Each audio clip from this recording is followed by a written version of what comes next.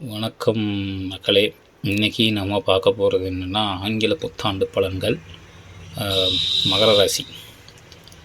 இப்போது ஜனவரி 1 2024 1/1/2024 நள்ளிரவு 12 AM, அது ஆங்கில புத்தாண்டு. இதே சித்திரை 1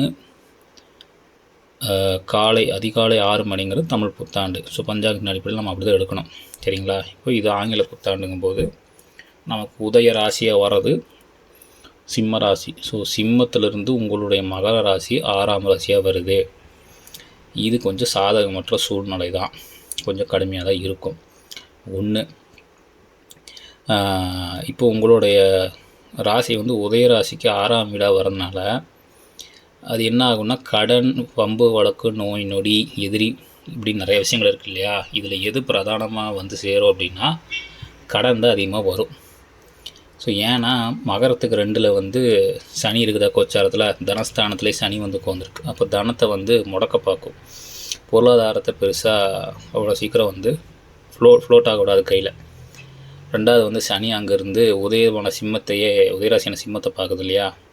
ஸோ அதுவும் ஒரு வகையான பாதிப்பு. ஸோ இது என்னென்னா, உங்களுக்கு இந்த வருஷம் மற்ற எல்லா குரு பார்வையும் கிடையாது உங்கள் ராசிக்கு.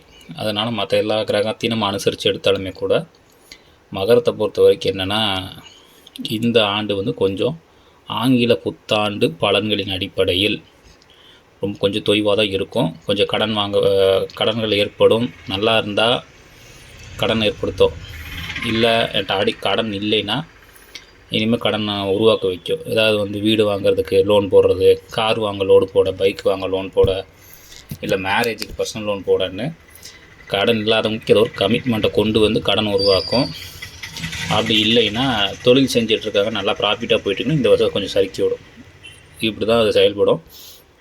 அதனால் கொஞ்சம் மகர ராசிகள் எந்த விஷயம் பொருளாதாரத்தை பேஸ் பண்ணி வர எந்த விஷயமா இருந்தாலும் கொஞ்சம் அதை யோசித்து கவனமாக எடுத்து செய்யணும். கொஞ்சம் எங்கேயாவது ஸ்லிப் ஆனிங்கன்னா அது கடனில் கொண்டே விட்டுரும். அப்புறம் 2வது சனி ஏற்படுத்துகிற கடனுங்கும் போது அது தீரா கடனாக இருக்கும். போட்டு இழுன்னு இழுக்கும். தசாபுத்தி நெகட்டிவாக இருக்கிறவங்களுக்கு நல்லா வச்சு செஞ்சு விட்டு போயிடும். அதனால் இது ஆங்கில புத்தாண்டு கோச்சார பலன் தான். சுய ஜாதகத்தோட கிரக அமைப்பு, தசாபுத்திகள் இதெல்லாம் நம்ம அனுசரித்து பார்க்கும்போது தான் 100% பலன் எடுக்க முடியும். இது நம்ம 20 to 30% தான் எடுத்துக்கணும். ஆங்கில புத்தாண்டு பலன்கள் கோச்சாரத்தின் அடிப்படையில் எடுக்கிறோம், அன்றையோட உதயத்தை வச்சு. இருந்தாலும் இதுவும் கொஞ்சம் நீங்கள் கவுண்டில் எடுத்துங்க. கொஞ்சம் கவனமாக இருங்க, பெருசாக கடன்லலாம் போய் சிக்காதீங்க, சரிங்களா? ஸோ இதுதான் மகர ராசிக்கான பலன் இந்த ஆங்கில புத்தாண்டு 2024க்கு. சப்ஸ்கிரைப் பண்ணுங்கள், லைக் பண்ணுங்கள், ஷேர் பண்ணுங்கள், கமெண்ட் பண்ணுங்கள். நன்றி மக்களே.